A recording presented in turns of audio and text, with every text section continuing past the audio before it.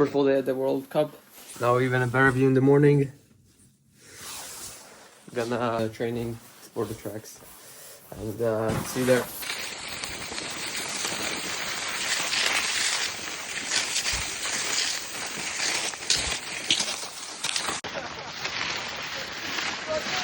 Laura, kur mēs esam? Mēs esam Zaunskējumā.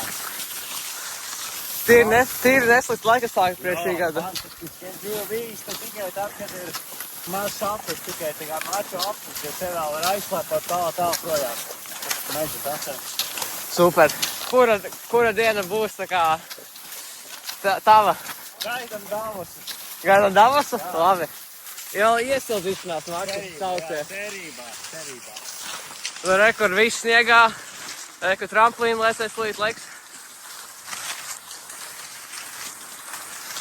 Laura šo noteikti varētu labāk. Kā, cik 130 jau varētu aizlikt? Nā, es liekas senu un nenolikt.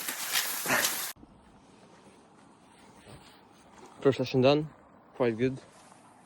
Really nice conditions actually. But you can see that it's like artificial snow. Tos SCA. Jau vienreiz esmu bijis, tagad otrā reize karjerā. Gaidam rindā aiz Zviedriem. Jā, kā pašam sajūta. Tā tīri sajūsmā. Nav nekas tāds bijis. Tā kā būs forši. Galvenais, lai sanāk labas bildes. Jā, tas svarīgi. Jā.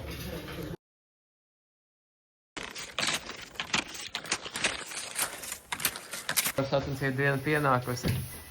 Jā. Atklāsim šo nedēļas nogali. Jā, būs jāmāc. Nav varianta.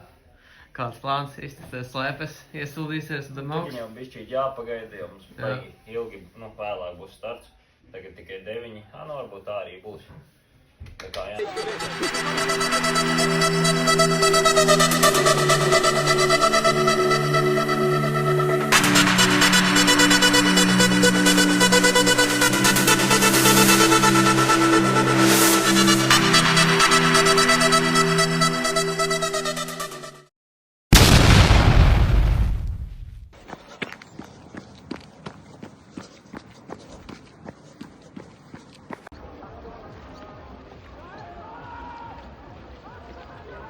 Otrā sacensību diena pienākusi. Faktiski 3., bet mums 2. jā. Visi testējās. Jau starts, mums jāiet testēties. Kādas emocijas? Būs grūti. Varētu būt, ka trase būs ātra, jo sniegs ir tāds. Sasalis graudāt, tad diezgan ātri. Tāds noraizējis.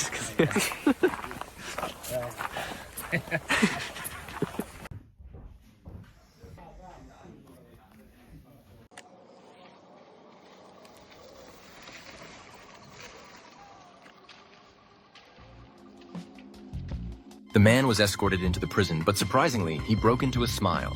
He noticed there were no towering walls surrounding the place, and the guards were few and far between. Yet oddly enough, all the inmates were hard at work, and not a single one attempted to escape. While he was puzzling over this, the warden slowly began to explain. This prison never relied on violence to maintain order, but rather on the collar around each prisoner's neck. If you thought it was just for show, you'd be dead wrong. Every inmate was fitted with a collar and randomly paired with another prisoner through the system. The moment the distance between the two exceeded 10 meters, the collars would immediately detonate. To prove his point, the warden demonstrated with 2 dummies. One was secured to a vehicle that gradually drove away while the other remained stationary. As the distance grew, there was a sudden boom. The collars exploded instantly. No wonder nobody dared to escape. Breaking out was basically suicide. Still, a thought crossed Mike's mind. What if 2 people escaped together? Could they make it out alive? But the warden's next words completely shattered his hopes. Since the pairing was totally random, nobody knew who their partner was. Worse yet, there was a white line painted on the ground outside the prison perimeter. The moment anyone crossed that line, the system would register the distance limit as exceeded, and the collars would blow. After hearing this, all the new inmates fell silent, abandoning any hopes of getting lucky. The staff then proceeded to collar them one by one, activating the devices with infrared scanners. From that moment on, every prisoner understood. Staying put was the only way to stay alive, and any escape attempt was a one-way ticket to death. Yet on his very first day, the warden summoned Mike privately, offering to remove his collar.